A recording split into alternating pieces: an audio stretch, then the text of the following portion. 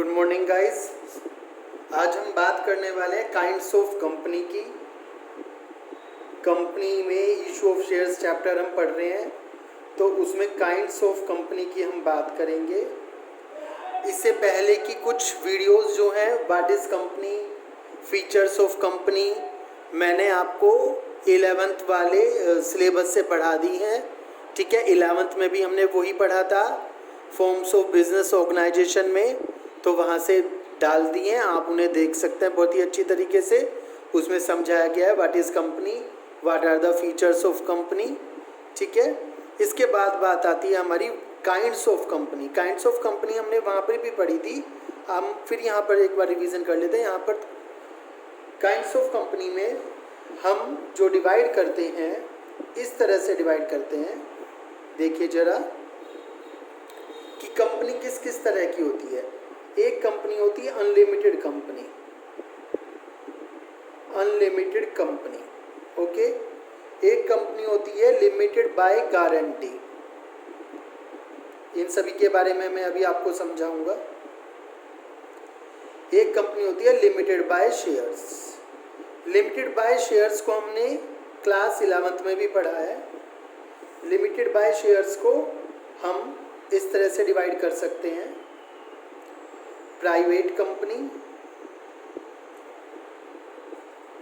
Public company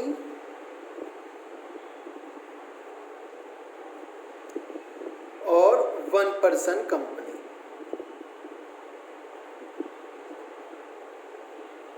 okay, इस तरह से हम डिवाइड कर सकते हैं कंपनीज को। अनलिमिटेड कंपनी कौन सी होती है? अनलिमिटेड कंपनी वो कंपनी होती है जहां पर जो मेंबर्स होते हैं, मेंबर्स कौन से?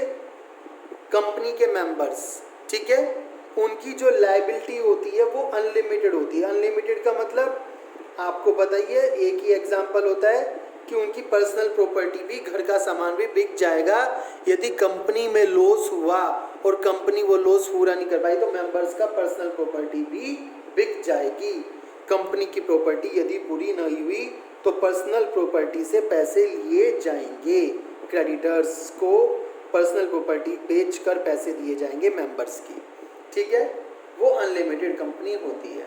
बट इंडिया में यदि हम देखें तो इंडिया में ये कंपनी मिलती ही नहीं है। अनलिमिटेड कंपनी ज़्यादा देखने को नहीं मिलती है, ज़्यादा क्या दिखती ही नहीं है, क्योंकि इंडिया में जो कंपनीज एक्ट है वो परमिट नहीं करता है अनलिमिटेड कंपनी को। तो ये बात यहीं पर ख़त्म हो जाती है। अनलिमिटेड कंपनी क्या होती है हमें मीनिंग पता चल गया, इंडिया में कंपनी बनती ही नहीं है, इसे हमें पढ़ना भी नहीं है। इसके बाद आती है company limited by guarantee. Company limited by guarantee में क्या होता है? कंपनी लिमिटेड बाय गारंटी में जो मेंबर्स हैं वो गारंटी देते हैं। मेंबर्स क्या देते हैं? गारंटी देते हैं कि वो कंपनी को कितनी मनी देंगे, और ये मनी कब दी जाएगी? कंपनी के डिसोल्यूशन पे। कंपनी जब बंद हो रही होगी, कंपनी के डिसोल्यूशन पे वो कंपनी को पैसे देंगे। जैसे मान के चलिए 10 मेंबर्स हैं, नाम है उनके 1 2 3 4 5 6 7 8 9 10, ये उनके नाम है। तो जो नंबर 1 मेंबर है वो कहता है जब कंपनी का डिसोल्यूशन होगा मैं 2 लाख दूंगा। नंबर 2 कहता है मैं 3 लाख दूंगा। नंबर 3 कहता है मैं 5 लाख दूंगा। इस तरह से वो गारंटी दे देते हैं कि कितनी मनी वो कंपनी को देंगे। बट ये पैसे कब देंगे? डिसोल्यूशन के समय, कंपनी के बंद होने के समय।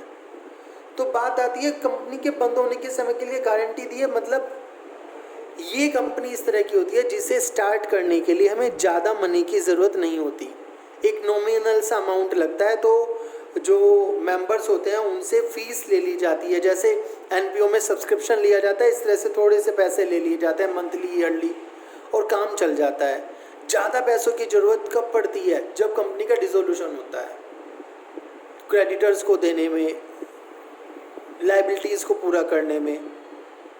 तो अभी कंपनी में पैसे क्यों इन्वेस्ट करें? यदि कभी कंपनी का डिसोल्यूशन होगा जब भी, तब दे देंगे। तो जो मेंबर्स थे जिन्होंने गारंटी दी थी, जितनी गारंटी दी थी डिसोल्यूशन के समय, उनसे उतनी मनी ले ली जाएगी। इसे कहते हैं लिमिटेड बाय गारंटी। फिर है लिमिटेड बाय शेयर्स, जो आपको यहाँ पे पढ़नी है। हमारे चैप्टर का ही नाम है इशू ऑफ शेयर्स। क्या है हमारे चैप्टर का नाम? इशू ऑफ शेयर्स, और इशू ऑफ शेयर्स में हमें यहाँ पर limited by shares he company के बारे में पढ़ना है। ठीक है, यहाँ पे 3 तरह की कंपनी आती है, private company, public company, 1% company. Private company, public company और उन दोनों का डिफरेंस मैं आपके लिए वीडियो बना चुका हूँ, 11th वाली वीडियो डाल चुका हूँ, आप प्लेलिस्ट में देख सकते हैं। बात आती है यहाँ पर 1% कंपनी क्या होती है। बेटा ये जो 1% कंपनी है ये न्यूली इंट्रोड्यूस्ड हुई है। कब इंट्रोड्यूस हुई है? ये पहले नहीं थी, ये हुई है इंट्रोड्यूस आपकी कंपनीज एक्ट 2013 में। कंपनीज एक्ट 2013 में ये कंपनी आई है। 1% कंपनी को, ओपीसी को बनाने के लिए जो नंबर ऑफ मेंबर्स हैं वो कितने चाहिए? सीधी सी बात है, 1 चाहिए। तो एक पर्सन बस, ठीक है। और वो पर्सन क्या है? रेजिडेंट इन इंडिया हो, मतलब कि इंडिया का रेजिडेंट हो। इनकम टैक्स के हिसाब से रेजिडेंशियल शिप निकलती है एक व्यक्ति की, उसके हिसाब से 1 ईयर में, एक साल में वो 182 डेज इंडिया में रह चुका हो, 182 डेज इन ए ईयर, तो वो रेजिडेंट ऑफ इंडिया होगा और वो व्यक्ति क्या कर सकता है? ओबीसी बना सकता है। ठीक है, ये तो सीधी सी बात है। एक ही पर्सन चाहिए कंपनी बनाने के लिए, एक ही मेंबर होता है।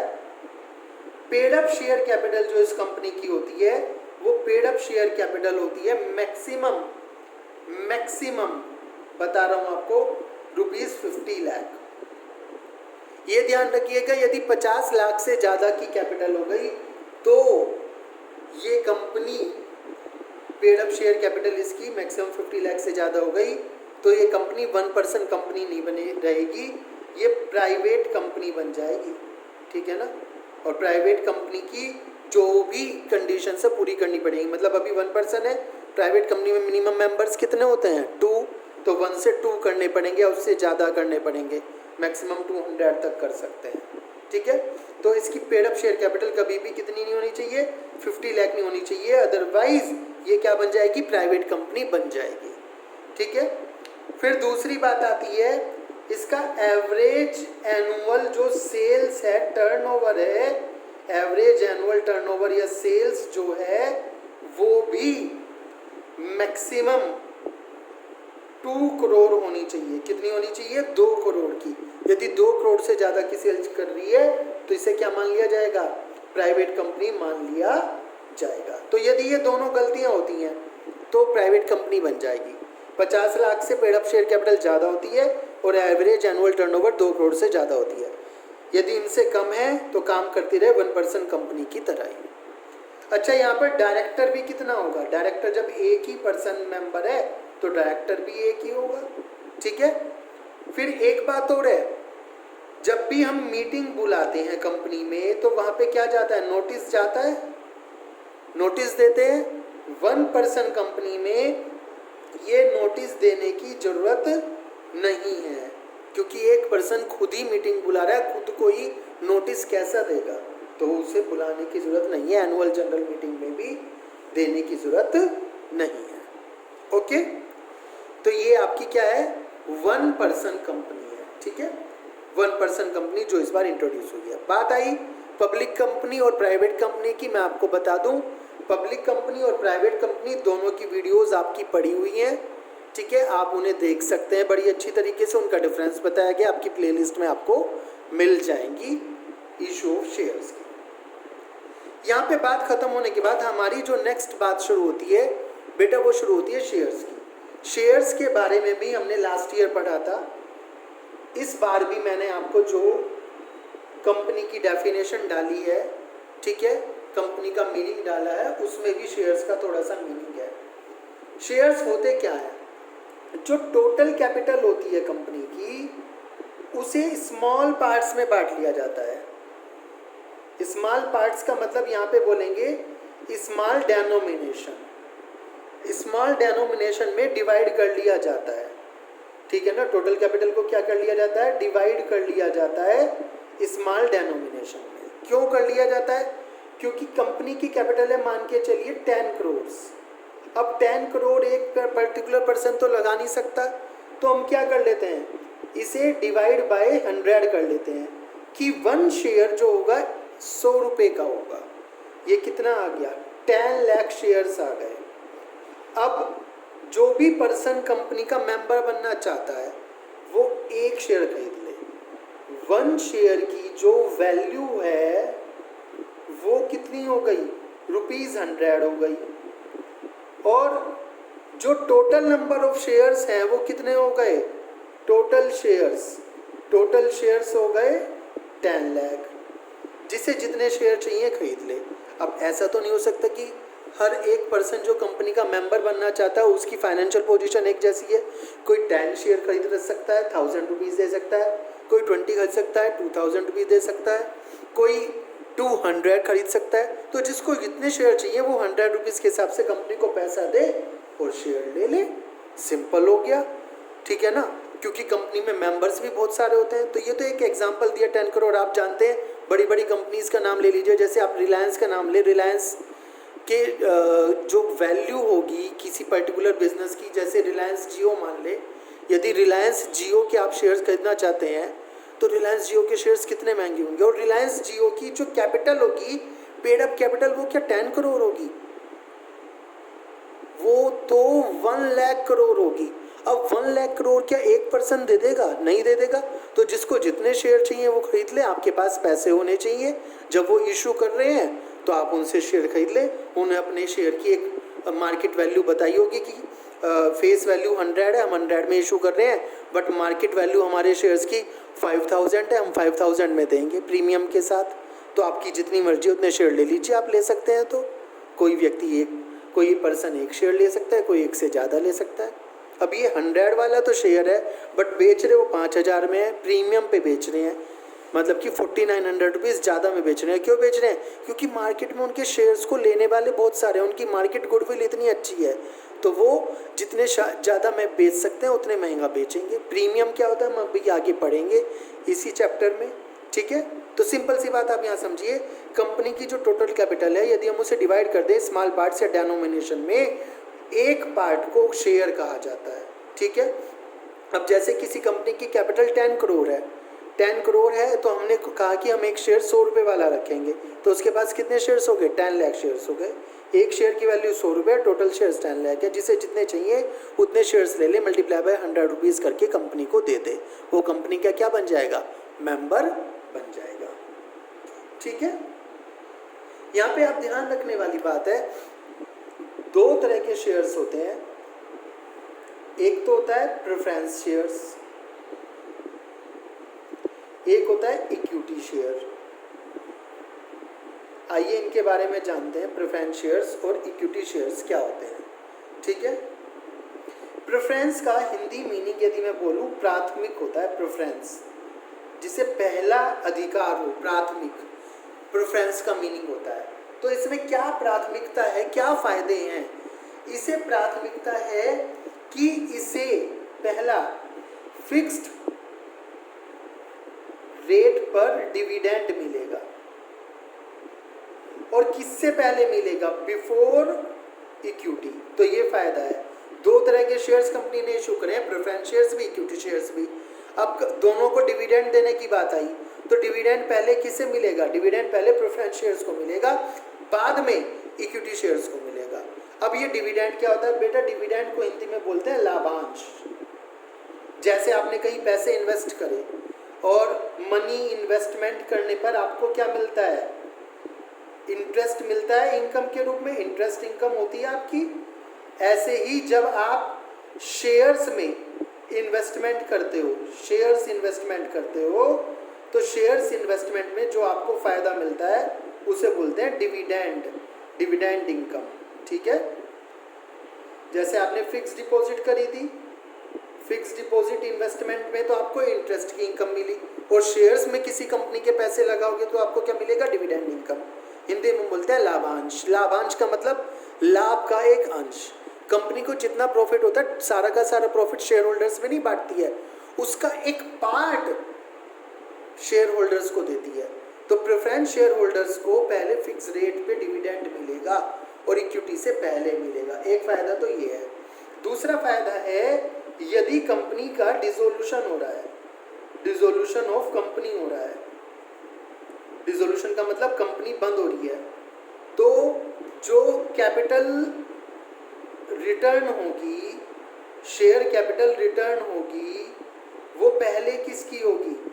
बस फर्स्ट नंबर पे तो प्रेफरेंस शेयर्स को पैसे दिए जाएंगे, ठीक है, प्रेफरेंस शेयर होल्डर्स को पैसे दिए जाएंगे कि तुमने शेयर्स ले रखे हैं। फिर पैसे किसको दिए जाएंगे? इक्विटी को। बात होती है कि सर पैसे तो दोनों को ही मिल रहे हैं, तो फिर फर्क क्या पड़ रहा है? बेटा कंपनी थोड़ा लॉस में चल रही हो, प्रेफरेंस होल्डर्स को पैसे पूरे मिल जाएंगे, इक्विटी को कम मिलेंगे। यही तो फ़ायदा है कि इक्विटी से पहले लाइन में खड़े हैं तो इनके तो पैसे पूरे मिलेंगे ही। यदि ज़्यादा लॉस नहीं हुआ, मान के चलो बहुत ज़्यादा लॉस में चल रही है, थोड़े से ही पैसे बचे हैं, तो वो थोड़े से पैसे प्रेफरेंस होल्डर्स के भी पूरे नहीं हो रहे हैं, बट इन्हें मिलेगा तो कुछ ना कुछ, इक्विटी तो कुछ भी नहीं मिलेगा। तो ये प्रेफरेंस शेयर होल्डर्स को फ़ायदा होता है, प्रेफरेंस शेयर्स पे फ़ायदा होता है। ये होता है प्रेफरेंस शेयर्स। अब प्रेफरेंस शेयर्स में भी कई टाइप होते हैं, वो टाइप मैं आपको जल्दी जल्दी बता देता हूँ क्या क्या होते हैं, ठीक है। हल्का हल्का सा इंट्रोडक्शन लेना है, कोई ज़्यादा बड़ा आपको याद नहीं करना है कौन कौन से होते हैं, ठीक है। प्रेफरेंस शेयर्स इशू करते समय ही बताया जाता है कि प्रेफरेंस शेयर्स किस तरह के, उनमें क्या गुण है। जैसे फर्स्ट वन होता है cumulative preference shares. Cumulative preference shares मतलब, क्यूमुलेटिव प्रेफरेंस शेयर्स में ऐसा होता है कि यदि किसी ईयर में, पर्टिकुलर ईयर में कंपनी को लॉस हो गया, कंपनी डिविडेंड पे नहीं कर पाई, डिविडेंड नॉट पेड, किसे नहीं पेड करा, बात चल रही है प्रेफरेंस शेयर्स की, तो प्रेफरेंस शेयर्स को पेड नहीं करा, तो नेक्स्ट ईयर में क्या होगा? नेक्स्ट ईयर में लास्ट ईयर का डिविडेंड और प्लस करंट ईयर का डिविडेंड हो जाएगा, मतलब लास्ट ईयर का डिविडेंड भी मिलेगा, ठीक है। ये होता है क्यूमुलेटिव प्रेफरेंस शेयर्स, मतलब कि आपका जो डिविडेंड है वो क्यूमुलेट कर दिया, आप टेंशन मत लो, इस साल नहीं मिला तो नेक्स्ट ईयर मिलेगा, करंट ईयर का मतलब कि नेक्स्ट ईयर वाला भी मिलेगा, और जो अभी नहीं दिया वो वाला भी आपको मिलेगा। अब बात आती है सर पिछले अगले साल भी इतना पैसा ना हुआ, तो पहले ये वाला पे करेंगे, यदि फिर भी पैसा बच गया तो ये दे देंगे। कह रहे हैं यही वाला पे करा, पैसे खत्म हो गए, तब भी कोई प्रॉब्लम नहीं है। यदि यही वाला पे करा और पैसे खत्म हो गए तो इस वाले को अब अगले नेक्स्ट ईयर ले जाएंगे, ठीक है, और अगले वाले नेक्स्ट ईयर में वहाँ पे करेंगे नए वाले के साथ, ठीक है। ये फायदा होता है क्यूमुलेटिव प्रेफरेंस शेयर्स का कि लास्ट ईयर का जो डिविडेंड है वो नेक्स्ट ईयर मिल जाता है, क्यूमुलेटिव प्रेफरेंस शेयर, ठीक है। शेयर्स ज़्यादा आपको नहीं पढ़ना है, इतना ही ध्यान दे, इनसफिशिएंट प्रॉफिट होने की दशा में ही ये होगा या लॉस होने की दशा में ये होगा, या तो लॉस होगा या इनसफिशिएंट प्रॉफिट होगा, ठीक है। तब ऐसा होगा कि कंपनी देना नहीं चाह रही है कि थोड़ा प्रॉफिट है और वो पूरा का पूरा यदि हमने डिविडेंड में दे दिया तो फ्यूचर प्रोजेक्ट्स पे हैम्पर होंगे हमारे, तो हम अभी बांटते नहीं है, नेक्स्ट ईयर जब ज़्यादा प्रॉफिट होगा तब दे देंगे। तब भी कंपनी ऐसा कर सकती है कि आपका जो लास्ट ईयर का डिविडेंड है वो आपको नेक्स्ट ईयर दे दे, ठीक है, मतलब कि इस साल का यदि नहीं मिला तो आने वाले ईयर में आपको दे देगी। क्यूमुलेटिव प्रेफरेंस शेयर्स होता है, ठीक है। दूसरा होता है बेटा non cumulative. Non cumulative, non cumulative में क्या होता है? यदि आपको मान के चलो 2019-20 का डिविडेंड पेड नहीं करा, ठीक है, तो 2020-21 में आपको बस करंट ईयर का डिविडेंड मिलेगा, लास्ट ईयर का फॉरगेट हो जाओ, लास्ट ईयर का क्या कर दो, भूल जाओ, मतलब कि नॉन क्यूमुलेटिव पिछला जुड़ता नहीं है, केवल करंट ईयर का डिविडेंड मिलेगा, लास्ट ईयर का आपको भूलना पड़ेगा।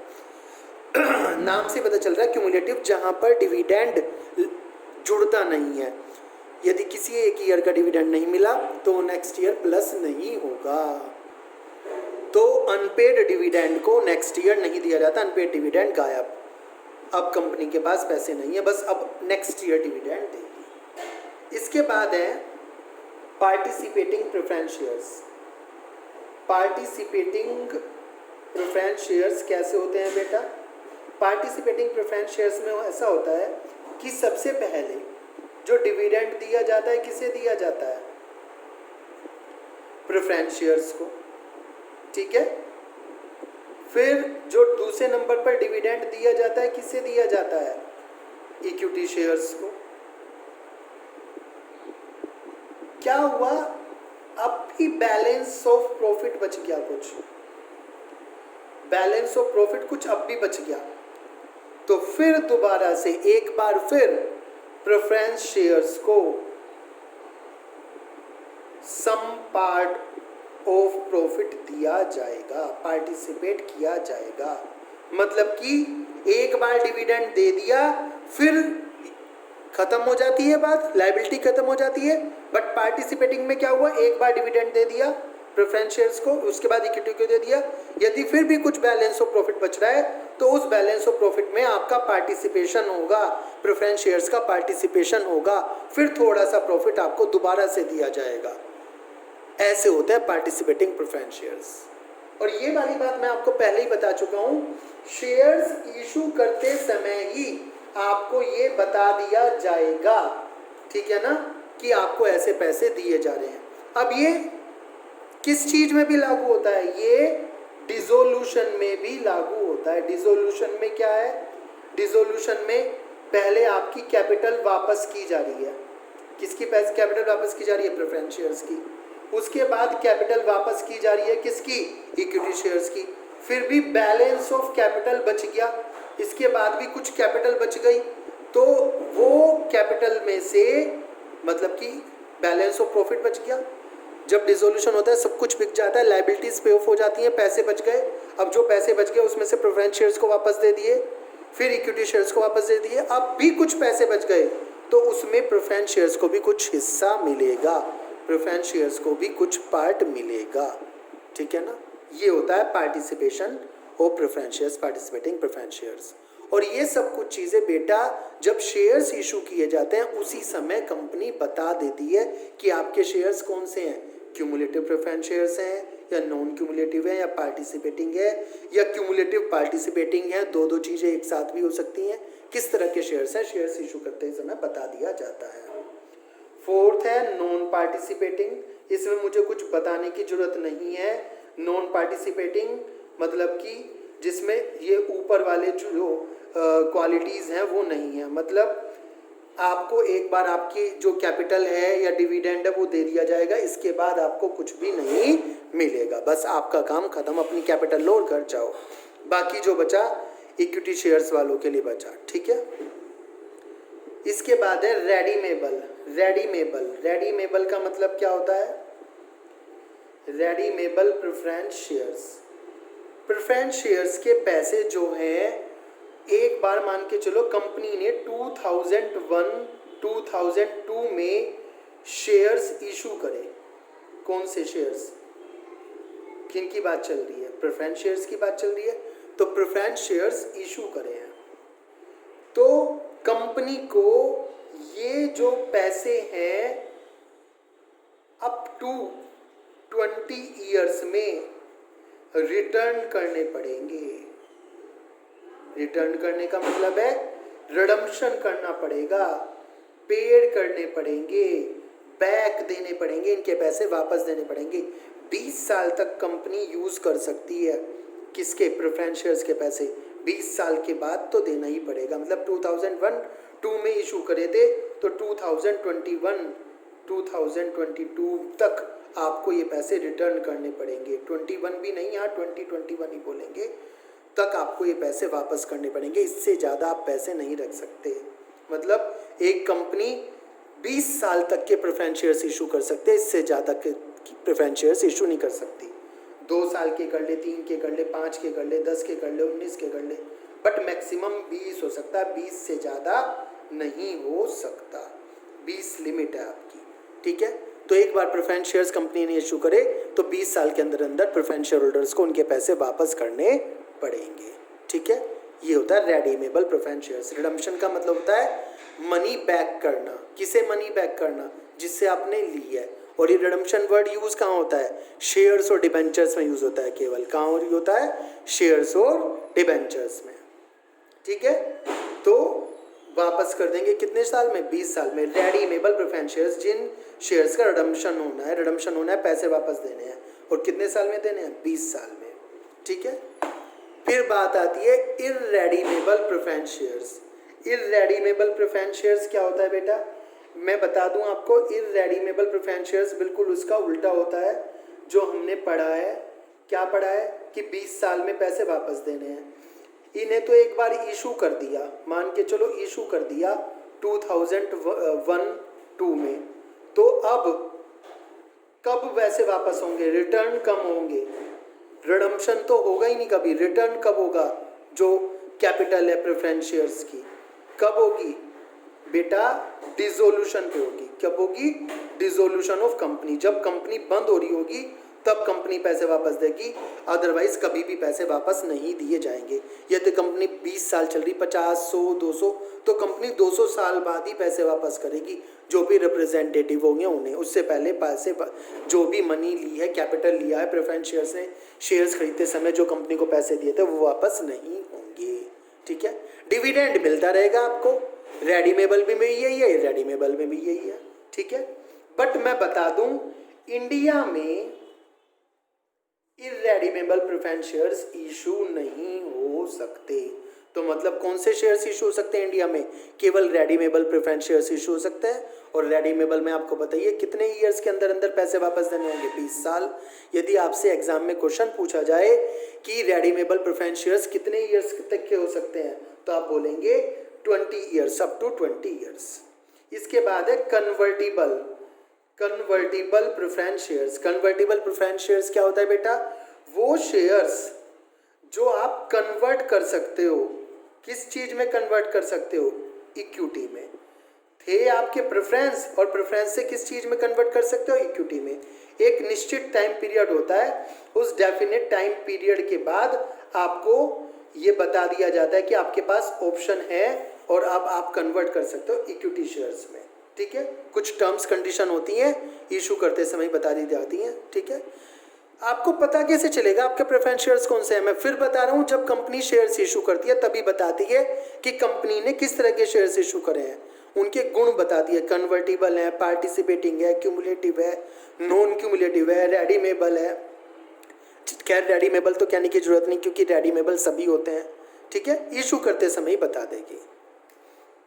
नॉन कन्वर्टिबल वो प्रेफरेंस शेयर्स जो कभी भी किस में कन्वर्ट नहीं हो सकते हैं बेटा? इक्विटी में कन्वर्ट नहीं हो सकते हैं। मतलब कि इन्हें सीधा रिडम्पशन होगा। इनका सीधा क्या होगा? रिडम्पशन होगा, बस डायरेक्ट रिडम्पशन। कन्वर्ट तो हो ही नहीं सकते। कन्वर्टिबल में तो ये फायदा है कि आप इक्विटी में बदल लो, अब इक्विटी शेयर होल्डर्स बन जाओ 5 साल बाद, 10 साल बाद, जब भी कंपनी ने आपको ऑप्शन दिया, क्योंकि मैक्सिमम 20 साल तक रह सकते हैं ना प्रेफरेंस शेयर्स। तो कंपनी ने कहा कि 20 साल बाद या तो आप अपने पैसे ले लेना या इक्विटी शेयर्स में बदल जाना। तो जिसे अपने पैसे चाहिए वो तो पैसे ले लो, और जिसे पैसे नहीं चाहिए, मनी बैक नहीं चाहिए, वो इक्विटी में बदल जाओ। कंपनी में अब भी शेयर होल्डर रहे होगे आप, पहले प्रेफरेंस थे, अब इक्विटी बन जाओगे। बट नॉन कन्वर्टिबल में तो कंपनी आपको पैसे ही वापस देगी, आप कंपनी के शेयर होल्डर नहीं बन सकते। कह रहे हैं सर हम दोबारा से शेयर खरीद लें? हाँ, जब भी कंपनी दोबारा से शेयर बेचेगी तब खरीद लो, या फिर ओपन मार्केट से जाके खरीद लो। बट ये वाले जो शेयर्स हैं इन्हें आप डायरेक्ट इक्विटी में नहीं बदल सकते। ठीक है। इनमें तो आपको बस रिडम्पशन में क्या मिल जाएगी? डायरेक्ट रिडम्पशन होगा और आपके पैसे वापस मिल जाएंगे। इसमें तो बस आपको ये होने वाला है। ठीक है। तो ये होते हैं नॉन कन्वर्टिबल। तो ये आपके सारे के सारे क्या है? प्रेफरेंस शेयर्स के टाइप हैं। अब लास्ट बचा है आपका इक्विटी। इक्विटी शेयर्स, एक था प्रेफरेंस शेयर्स, एक इक्विटी शेयर्स। इक्विटी शेयर्स के बारे में मैं आपको ज़्यादा कुछ नहीं कहूँगा। ये कंपनी के मेंबर्स होते हैं। मेंबर्स का मतलब एक तरह से हम इन्हें कह सकते हैं ओनर्स भी होते हैं। कौन? Equity share holders. ठीक है। तो जो ओनर्स होते हैं बेटा, उन्हें पैसे बाद में मिलेंगे, आफ्टर मिलेंगे सबसे। और आफ्टर किसके? आफ्टर प्रेफरेंस मिलेंगे। पहले बाहर वालों को पैसा दिया जाएगा या अंदर वालों को? वैसे तो प्रेफरेंस होल्डर्स भी शेयर के पार्टी है, बट प्रेफरेंस का इतना अधिकार नहीं होता जितना इक्विटी शेयर्स का होता है, क्योंकि इक्विटी शेयर्स को मेंबर्स माना जाता है, कंपनी का ओनर माना जाता है। तो ओनर को तो सबसे बाद में मिलेगा। क्या बाद में मिलेगा? चाहे वो डिविडेंड हो, या डिसोल्यूशन के समय उनकी कैपिटल हो, ठीक है ना। इक्विटी शेयर्स में कोई भी टाइप नहीं है, रेडीमेबल, इरेडीमेबल, कन्वर्टिबल। कन्वर्टिबल करने की जरूरत नहीं क्योंकि पहले से इक्विटी है, ठीक है। रेडीमेबल, ओनर अपना पैसा लगाता है तो वापस निकालता ही नहीं है। कब निकलता है उसका पैसा? जब कंपनी का डिसोल्यूशन हो रहा हो, जब बिजनेस बंद हो रहा हो। तो ये भी कहने की जरूरत नहीं है कि रेडीमेबल है, इक्विटी शेयर्स रेडीमेबल होते हैं, ठीक है। पार्टिसिपेटिंग भी कहने की जरूरत नहीं है। हमने पार्टिसिपेटिंग प्रेफरेंस शेयर्स को तो बताया था कि तुम्हें थोड़ा सा यदि प्रॉफिट सरप्लस बचा तो मिलेगा, but equity owners, equity shares तो क्या है, इक्विटी शेयर होल्डर्स तो क्या है, ओनर्स हैं बिजनेस के, कंपनी के। तो जो भी प्रॉफिट बचेगा प्रेफरेंस शेयर्स के बाद वो पूरा का पूरा किसका होगा? इक्विटी शेयर होल्डर्स का ही होगा, उन्हें कुछ बताने की जरूरत नहीं है, ठीक है। इनका डिविडेंड भी क्या होता है? फिक्स्ड नहीं होता है, नॉट फिक्स्ड डिविडेंड। क्यों? यदि प्रॉफिट ज़्यादा हुआ तो डिविडेंड ज़्यादा मिलेगा, और यदि प्रॉफिट कम हुआ तो प्रॉफिट डिविडेंड कम मिलेगा। तो इन्हें ये भी बताने की जरूरत नहीं है। कभी तो इनकी अर्निंग बहुत ज़्यादा हो सकती है, प्रेफरेंस शेयर से भी बहुत बहुत बहुत ज़्यादा, और कभी प्रेफरेंस शेयर से कम भी हो सकती है। कभी स्थिति बिजनेस की कमज़ोर चल रही हो कंपनी में तो प्रॉफिट कम मिलेगा, ठीक है। तो ये हमारे प्रेफरेंस शेयर्स और इक्विटी शेयर्स हैं। आपको करना क्या पे यहाँ पे इनका डिफरेंस पढ़ना है, ठीक है। डिफरेंस भी मैं थोड़ा सा आपको साथ साथ बता देता हूँ, इक्विटी और प्रेफरेंस का, ताकि आपको याद रहे। प्रेफरेंस और इक्विटी का डिफरेंस आपको यहाँ पे ध्यान रखना है। सबसे पहली बात है वोटिंग, वोटिंग राइट। ये आपने पढ़ा था 11th क्लास में भी। प्रेफरेंस शेयर होल्डर्स को कोई वोटिंग राइट नहीं होता, मैंने बोला ना, बाहर वाले। और बिजनेस के मालिक कौन है? इक्विटी शेयर होल्डर्स है, तो उन्हें क्या होता है? वोटिंग राइट होता है। Dividend rate, dividend rate preference share holders का क्या होता है? फिक्स्ड होता है कि इतना ही डिविडेंड मिलेगा, बता दिया 6%, 7%, 10%, तो उतना ही डिविडेंड मिलेगा, उससे ज़्यादा डिविडेंड नहीं मिलेगा। बट इनका कोई फिक्स नहीं होता, इन्हें कभी प्रॉफिट ज़्यादा हुआ तो ज़्यादा डिविडेंड मिल सकता है, कम हुआ तो कम, क्योंकि ये क्या है? मालिक हैं। कभी कभी ऐसा हो सकता है इन्हें प्रॉफिट डिविडेंड मिले ही ना, ठीक है। प्रेफरेंशियल राइट, प्रेफरेंशियल राइट क्या है? प्राथमिक राइट किसके पास है? प्रेफरेंशियल राइट प्रेफरेंस के पास है। किस किस चीज़ का? एक तो डिविडेंड पहले मिलेगा और कंपनी के डिसोल्यूशन के समय कैपिटल वापस मिलेगी। इनके पास कोई प्रेफरेंशियल राइट नहीं है, इन्हें तो प्रेफरेंस के बाद ही इक्विटी को सब कुछ मिलेगा, ठीक है। मैनेजमेंट में कौन पार्ट ले सकता है? मैनेजमेंट जो होती है कंपनी की, उसमें पार्टिसिपेशन किसका हो सकता है? भाई मैनेजमेंट में मालिकों का पार्टिसिपेशन होता है, और मालिक कौन है? ओनर कौन है? इक्विटी। प्रेफरेंस तो मालिक है ही नहीं, तो इनका पार्टिसिपेशन भी नहीं होगा, ठीक है। ये इनके मेन डिफरेंस है, ये आपको पढ़ने हैं, ओके। इसमें जो भी प्रॉब्लम हो आप मुझसे पूछ सकते हैं, और मैं बता चुका हूँ प्रेफरेंस शेयर्स और इक्विटी शेयर्स का डिफरेंस मैं पहले भी पढ़ा चुका हूँ आपको। जो वीडियोज़ हैं उसमें आप देख सकते हैं, ठीक है। Thank you.